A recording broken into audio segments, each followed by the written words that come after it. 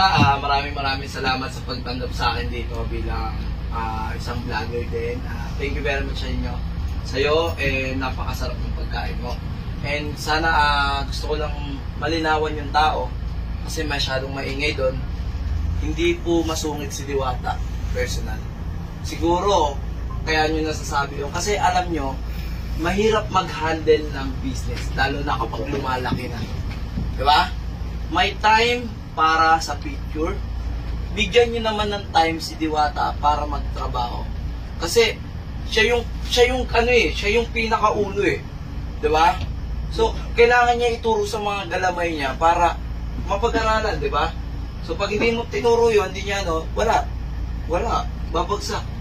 Kaya, sana naiintindihan natin si Diwata, hindi siya masungit, hindi siya maarte, kasi hindi naman siya dapat mag-arte, kasi alam mo naman, diba? Lalo na, ipinapakita natin sa tao is totoo lang, diba?